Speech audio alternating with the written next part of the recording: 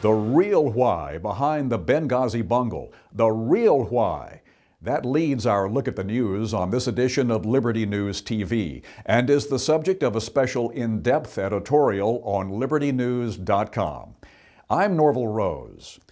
The real why of that deadly attack in Benghazi that led to the deaths of 4 Americans, the underlying why is largely lost in what's now being investigated, revealed, and argued about on what went wrong before, during, and after the attack. Let's keep in mind, the facility that was stormed was repeatedly, early on, identified as a CIA compound, a rather nondescript annex run by the CIA in Benghazi, Libya. But in the current round of congressional investigations, in the arguments back and forth, in the emotional pleas for truth to finally be revealed, where's the mention of the CIA angle? Where's the line of questioning about what was really going on there? About why an organized, weaponized band of militants attacked a rather obscure CIA facility? What were they after? And why, since then, has the Obama administration gone to such great lengths, now greatly discredited, to concoct a complex cover story that's been blown? Did you know that there's a secret, classified government report about this whole mess? A report that essentially shuts up any officials who would like to pursue and reveal the truth about the Benghazi bungle. We hope you'll check out our in-depth editorial at LibertyNEWS.com, where we report truth and invite you to take action. Another State Department-related outrage. While the so-called sequester budget cuts continue to ripple negatively through our economy, the State Department is reportedly ready to announce another $100 million in aid to those affected by the civil war in Syria.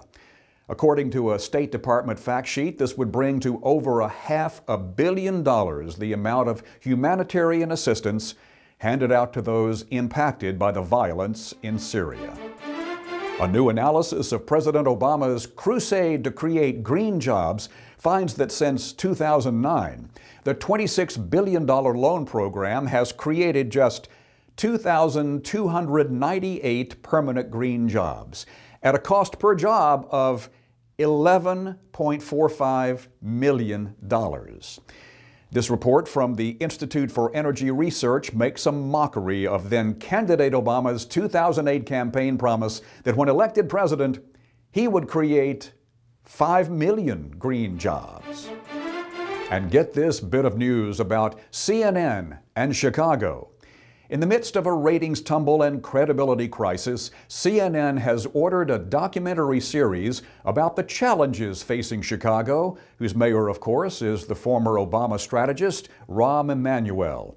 The executive producer of this new CNN series, none other than Robert Redford.